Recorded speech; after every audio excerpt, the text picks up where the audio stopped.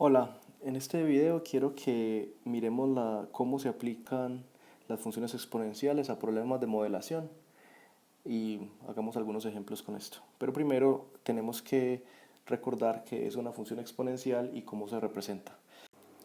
Entonces recuerden que una función exponencial es de la forma f de t igual a la t, donde a es la base, es un número necesariamente mayor que 0, entre 0 y más infinito, y t es la variable.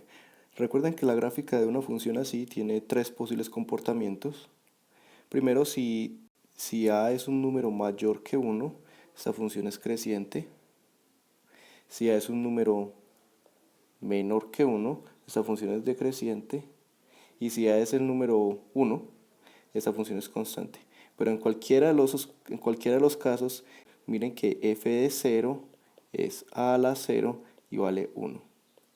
Entonces este punto aquí tiene coordenadas 0,1. Pero aunque la base determine el comportamiento de la función exponencial, la selección de qué base usamos no es tan importante, porque podemos usar la fórmula de cambio de base. Recuerden que si yo tengo una función exponencial dada como f de t igual a la t, yo puedo cambiar esa base a si no me gusta, y simplemente escribiendo a como supongamos b logaritmo en base b de a. Eso simplemente es una forma complicada de escribir el número a y esto elevado a la t. Por propiedades de los exponentes, esto no es más que mi nueva base b elevada a t veces el logaritmo en base b de a. Eso efectivamente lo que quiere decir es que la función f de t se puede escribir como cualquier base b elevada a una constante por t, donde esa constante depende de a y b. En particular, y un caso muy especial es que yo puedo escoger a mi base como la base natural, el número e, y expresar la función f de t como e elevado a una constante por t. Esta constante k necesariamente es el logaritmo natural de a. Bueno, ahora sí pasemos a la modelación. Generalmente las funciones exponenciales en modelación o en modelamiento matemático se expresan de la siguiente manera. Vamos a representar funciones de la forma un número, digámosle a, por una función exponencial a la t. Este número a lo vamos a usar bastante y nos da simplemente el valor de la función en cero, ¿sí? Porque miren que en este caso g de 0 es a. Y típicamente este t, esta variable independiente, va a representar el tiempo en algunas unidades. Listo, entonces vamos a hacer algunos ejemplos de escenarios diferentes en los cuales nos resulta un modelo exponencial. Miren este primer ejemplo. Nos describe una función en palabras y dicen que una población de células cancerígenas, inicialmente con 4 células, se triplica cada mes. Lo primero que hay que hacer es identificar las variables. En este caso, la variable independiente es el tiempo, llamémoslo t, y para esta variable, como siempre, tenemos que decir la descripción, las unidades, que en este caso nos están hablando de meses, entonces podemos tomar mes, y como es el tiempo, tenemos que especificar un punto de partida, por ejemplo, decir que t igual 0 corresponde a cuando habían 4 células. La variable dependiente, que es lo que está cambiando con el tiempo, es el número de células, llamémoslo n, igual al número de células. Y lo que tenemos entonces es que n es una función del tiempo. Y lo que queremos hallar es una fórmula para esta función. Para hacer esto vamos a tomar la descripción que nos hicieron en palabras y vamos a volver primero una tabla y a partir de la tabla vamos a deducir cuál debe ser la fórmula. Listo, entonces en el tiempo t igual 0, como acordamos, había 4 células. Y que las células se triplican cada mes. Es decir, después de un mes, las 4 células que habían se triplicaron. Entonces tengo 4 por 3, que son 12. Al siguiente mes, las células que habían en el mes anterior, es decir, las 12 que habías, se triplicaron. Lo que tengo entonces voy a escribir esto así, 4 por 3 por 3, es decir, 4 por 3 al cuadrado, y esto da 36. Al siguiente mes, las 36 células se triplicaron, pero lo voy a escribir usando esta expresión, es decir, voy a decir que al tercer mes había 4 por 3 al cuadrado por 3, lo que me resulta en 4 por 3 al cubo. Así sucesivamente, en el tésimo mes o cuando han pasado t meses podemos ya observar un patrón, y lo que vamos a poner aquí a la derecha será la fórmula para n como función de t. Entonces miren que cuando hay 0 meses es 4 por 3 a la 0. Cuando hay un mes es 4 por 3 a la 1. Cuando van 2 meses es 4 por 3 a la 2. Cuando van 3 meses es 4 por 3 a la 3. Y entonces cuando van t meses será 4 por 3 a la t. Y esa es mi fórmula para n como función de t. La función resultante entonces es una función exponencial de base 3, cantidad inicial 4, y es creciente porque la base es mayor que 1. De hecho, la gráfica de la función f es algo así, empieza en 4 y crece rápidamente, de manera que, por ejemplo, empieza acá y en el tiempo t igual a un mes ya vale 12, o sea, pasa por este punto. Este es 12, entonces crece rápidamente. Uno se puede preguntar qué tan rápido crece esta población de células, y la respuesta es muy rápido. Por ejemplo, si quisiéramos calcular cuánto vale n después de 100 meses de crecimiento imparable de estas células cancerígenas, miren lo que resulta. Hagamos el cálculo en Wolfram Alpha. Lo que resulta es 4 por 3 a la 100 es un número, es este número, que es 2 seguido de 48 números. Y este número es especialmente preocupante si tenemos en cuenta que el número de células en un cuerpo humano es del orden de 1 por 10 a la 14, ¿sí? Que es muchísimo menor que 2 por 10 a la 48. Entonces el peligro del crecimiento exponencial está ejemplificado en este crecimiento de células cancerígenas. Pasemos ahora a un ejemplo un poquito más cotidiano, y supongamos que lo que me están describiendo ahora es un préstamo en un banco de 1.000.000 de pesos a una tasa de interés del 5% anual, y que además supongamos que no se está pagando ninguna cuota. Entonces lo que está pasando es que la deuda está creciendo, y la pregunta es cómo crece esa deuda. Entonces de nuevo empezamos identificando las variables. T será el tiempo, es la variable independiente otra vez. Esta vez, como el interés nos está dando como 5% anual, usemos unidades de años y digamos que t igual 0 es cuando se hace el préstamo. La variable dependiente será la deuda, llamémosla D, es la deuda total en pesos, y la deuda crece como una función del tiempo, digámosle f de t. De nuevo vamos a hacer una tabla de valores para poder identificar más fácilmente la fórmula para f de t.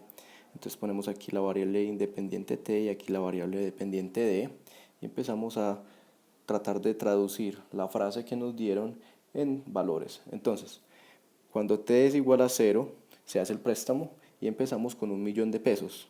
Entonces, digamos 10 a la 6 pesos. Y nos están aplicando una tasa de interés del 5% anual. Entonces, ¿eso qué quiere decir?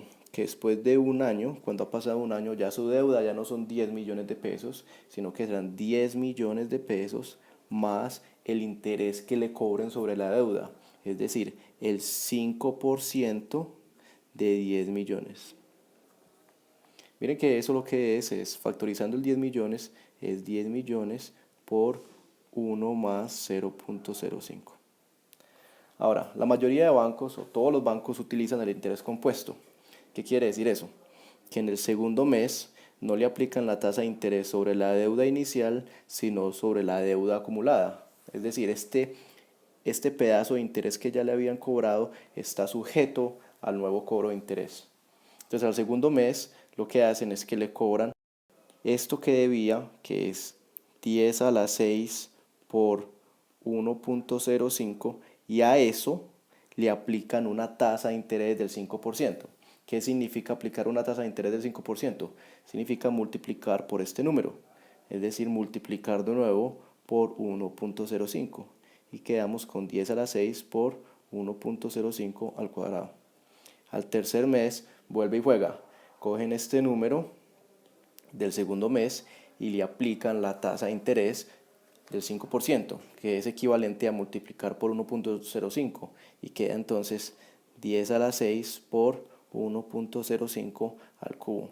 Así sucesivamente, cuando hayan pasado t meses, el resultado será 10 a la 6 por 1.05 a la t. Esta entonces es la fórmula para f de t.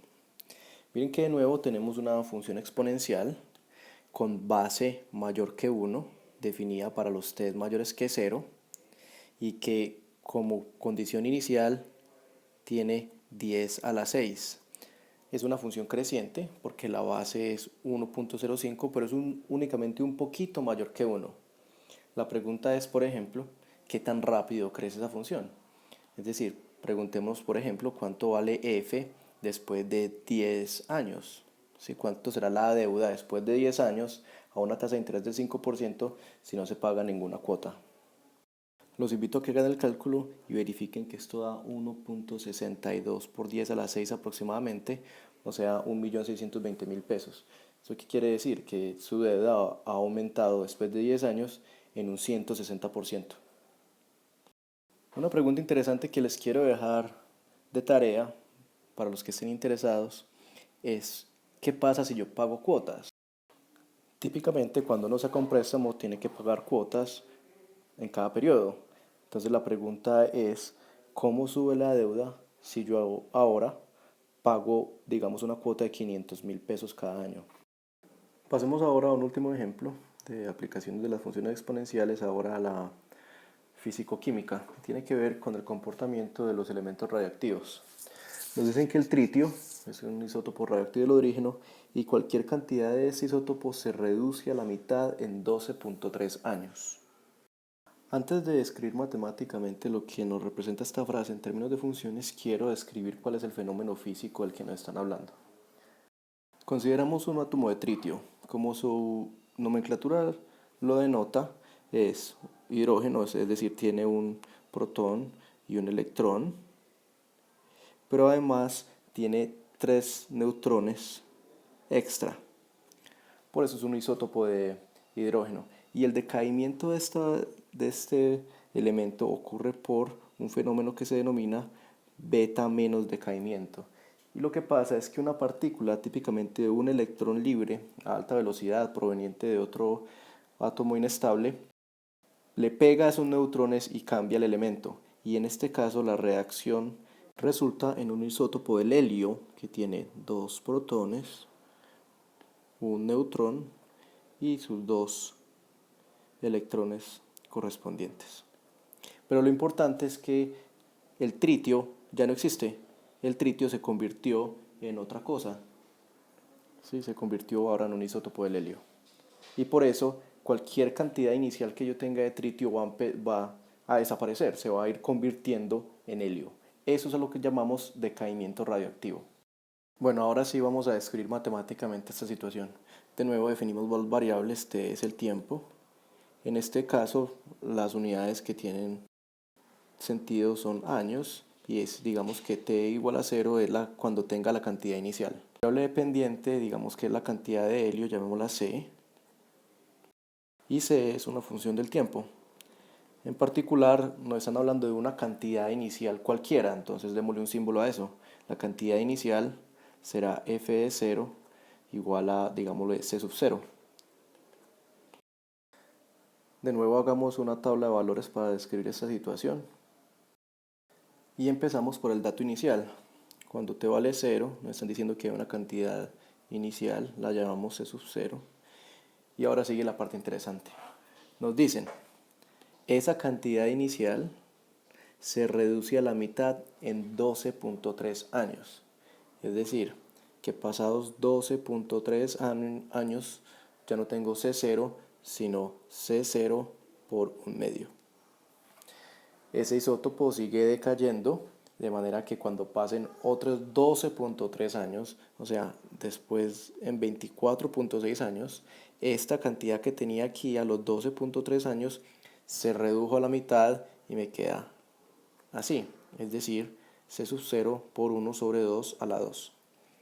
Después de 12.3 años, que eso es 36.9 años, la cantidad que tenía acá se reduce a la mitad y me queda c sub 0 por 1, un medio, al cuadrado por otro un medio, es decir, c sub 0 por 1 sobre 2 a la 3, y así sucesivamente. Nos queda entonces hallar el patrón y calcular la fórmula para la cantidad del isótopo en cualquier tiempo t.